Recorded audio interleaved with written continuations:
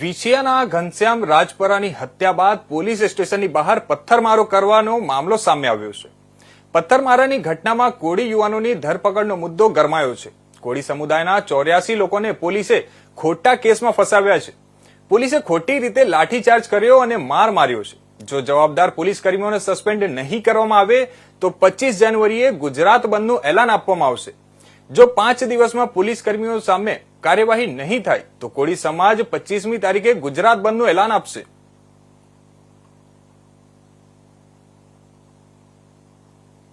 કોળી ઠાકોર સેના અધ્યક્ષ જયેશ ઠાકોર વિછિયાના બનાવમાં જે પોલીસે પબ્લિક ઉપર પથ્થરમારો કર્યો છે, જેને લાકડીઓથી માથા ફાડી નાખ્યા છે, જે 84 લોકોને પોલીસ સ્ટેશનની અંદર પૂરી જેને માર મારવામાં આવ્યો છે, જેના માથા ફાડી નાખવામાં છે, એ પોલીસ વાળાને 5 દિવસમાં જો સસ્પેન્ડ કરવામાં નહીં આવે ને તો 25/1/2025 ના દિવસથી ગુજરાત બંધ થશે. આ કોળી સમાજનો નિર્ણય છે.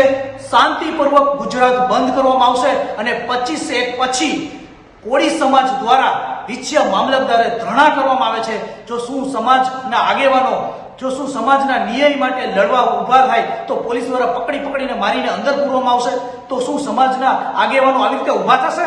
તમને શું અમારા જેવાને નોટિસ આપીને શું બેસાડવામાં આવે છે? નહીં. હવે આ બધું નહીં સહન કરવામાં આવે. 5 દિવસની અંદર જો પોલીસ વાળાને સસ્પેન્ડ કરવામાં નહીં આવે તો 25મી તારીખથી ગુજરાત બંધ કરવાનું આ એલાન કોળી સમાજ દ્વારા કરવામાં આવે છે.